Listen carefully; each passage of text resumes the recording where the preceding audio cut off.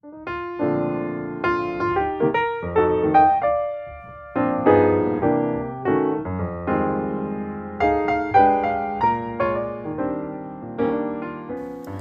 back to GoodKnit Kisses. I'm your host Kristen, and we are in our Loom Knitting Cast On series.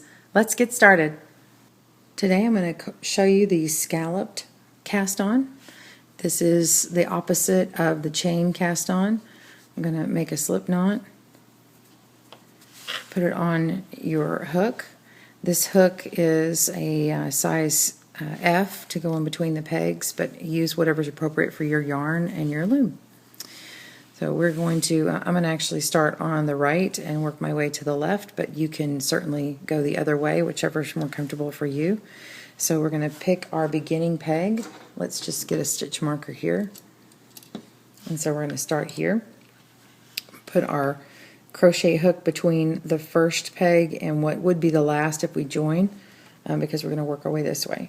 Go around the back of the first peg, catch the yarn and pull it through your loop on your hook. Okay, and now we have a loop in the front and then this working yarn. We're going to put the working yarn back between the second and third pegs, bring it to the front, grab that, make another loop, bring the working yarn to the back of that peg, grab it from the front and pull it through the loop.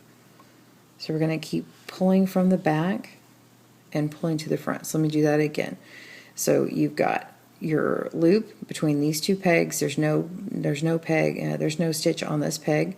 We're going to put the working strand between the peg that has a loop on it and the new peg, pull it around between the two empty pegs, pull around your working yarn, pull it through the loop that's on the hook and through. Now you've got your loop again.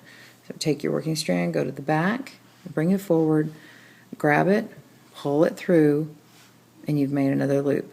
So when you're ready to finish, if it's a flat panel, a single knitting, you're going to take this and put it on your loom. It's easier than that, I promise. Okay. And in fact, if you want to, I was going to say, if we're going in the round, I'll have to go around this loom and I'll show you. I can come back and show you how to connect these. So pause your video, come back, and we will meet back up. Okay, so I've come to the end here. I've got this last stitch, well, 2 stitches, and I've done this one. So now I'm going to go ahead and just put this one on the loom. And now I have one loop on the front here, and then all the rest of these actually have loops on the front, but they have 2 of them.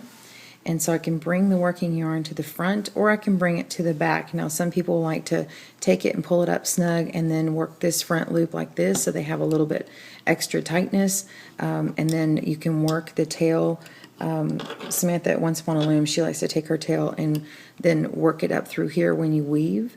I'm going to go ahead and show you that you can also go to the front. You just need to make sure it's really snug, and then be careful with this first stitch here. But make sure it comes through the front so it imitates these here. Don't knit it. And then we're going to treat these 2 as one, but you can do them one at a time because it can be harder. So I'm going to go ahead and knit this stitch here, and actually I have to pull on this tail back here so it makes it nice and tight and it won't pop off. This first one kind of is, to me, a little troublesome. Alright, so knit that off and take the bottom one. There we go. Okay, so that one is now joined, and this is your first stitch that we just did. So this is nice and tight. Whenever you're going in the round, you want to make sure that the first and last stitch are nice and tight, so you prevent some jogging and things, so make sure your tension is well done. And then just continue on in your stitch of choice. Thanks for tuning in to GoodKnit Kisses. Again, I'm your host, Kristen. Have a great day and happy looming. Bye-bye.